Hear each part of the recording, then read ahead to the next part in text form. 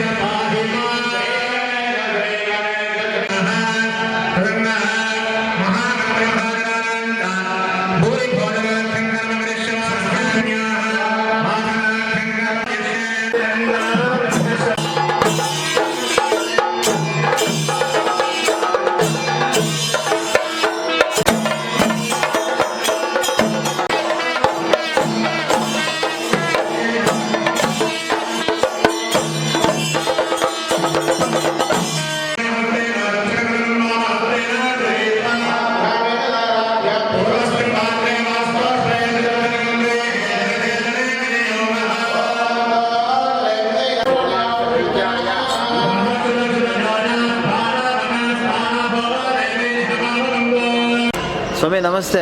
ನಾವು ಗೋಮಾತಾ event studio ಮತ್ತು ಗೋಮಾತಾ circle. ಏನು ಸ್ವಾಮಿ ಇವತ್ತು ವಿಶೇಷ ದತ್ತಾತ್ರೇಯದು? ಪ್ರತಿ ವರ್ಷದಂತೆ ಇದು 14ನೇ ವರ್ಷ. ರಮೇಶ್ ಮತ್ತು ಶಾಸ್ತ್ರಿಗಳ ಮಗ ರಮೇಶ್ ಹಾಗೂ ಸಂಗಡಿಗರಿಂದ ಪ್ರತಿ ವರ್ಷದಂತೆ ಈ ವರ್ಷ ವಿಶೇಷವಾಗಿ ಪೂಜೆಗಳು ನಡೀತಾ ಇರುತ್ತೆ. ಈ ಸಲ ದತ್ತಾತ್ರೇಯ ಅನಘಾ ಸಮೇತ ಹಾ. ದತ್ತಾತ್ರೇಯ ಸ್ವಾಮಿ ಕಲ್ಯಾಣೋತ್ಸವ ಹಾಗೂ ದತ್ತಾತ್ರೇಯ ಸ್ವಾಮಿ ಊರಮಂತ ಹೋಮ ಇರುತ್ತೆ. ಹಾ. ಏಕಾದಶವಾರ ರುದ್ರಾಭಿಷೇಕ ಇರುತ್ತೆ. ಸಕಲರಿಗೂ ಮನೋಭೀಷ್ಟವಾಗಲಿ ಅಂತ ಅಂದ್ಬಿಟ್ಟು ದತ್ತಾತ್ರೇಯರ ಅನುಗ್ರಹ ಇದೆ. ಸಕಲರಿಗೂ ಪೂಜೆ ಅವಕಾಶ ಇರುತ್ತೆ ಅಂತ ಅಂದ್ಬಿಟ್ಟು ವರ್ಗಾವಣೆಗೆ ಗಣ್ಯರ ಅತಿಥಿಗಳಾಗಿ ಆಗಮಿಸ್ತಾ ಇದ್ದಾರೆ. ಹೇಳಿ ಈಗ ಸಮಯ ಬೆಳಗ್ಗೆಯಿಂದ ಕಲ್ಯಾಣೋತ್ಸವ ಎಲ್ಲ ಆಗ್ತಾ ಇದೆ. ಮೊದಲು ಗೋಪೂಜೆ ಆಯಿತು. ಹಾ. ಗೋಪೂಜೆ ಆಗಿದೆ, ಗಣಪತಿ ಪೂಜೆ, ಪುಣ್ಯಾಹ, ನಾಂದಿ ಆಗಿದೆ, ನಾಂದಿ ಪರಬ್ರಹ್ಮ ಪೂಜೆ ಆಗಿದೆ. ಈಗ ಮಹಾಗಣಪತಿ ಸಮಯ ಹೀಗೆ ಭಾಗವಹಿಸ್ಬೋದಾ ಬೇರೆ ಭಕ್ತಾದಿಗಳು? ಸಾಯಂಕಾಲವರೆಗೂ ಇರುತ್ತೆ ಕಾರ್ಯಕ್ರಮ. ಸಾರ್ವಜನಿಕರಿಗೂ ಅವಕಾಶ ಇದೆ. ಸಂಕಲ್ಪ ಸೇವೆ ₹100 ಜಾಸ್ತಿ ಇದೆ. ₹500 ಇರುತ್ತೆ. ಸಮಯ ಲಾಸ್ಟ್ ಒಂದು 12 ಗಂಟೆ ಒಳಗಡೆ ಜಾಯ್ನ್ ಆಗ್ಬೋದಾ? 2:30ಗೆ ಮಂಗಳಾರತಿ ಆಗುತ್ತೆ. ಆಮೇಲೆ ಸಂಜೆ ವಿಶೇಷವಾಗಿ ಸಂಗೀತ ಕಾರ್ಯಕ್ರಮ ಅನಂತ ಮೂರ್ತಿ ಕೃಷ್ಣ ಮತ್ತು ಸಾನ್ವಿ ಹಾಗೂ ಸಂಗಡಿಗರಿಂದ ಸಾಮೂಹಿಕವಾಗಿ ಪೂಜೆ ಇರುತ್ತೆ.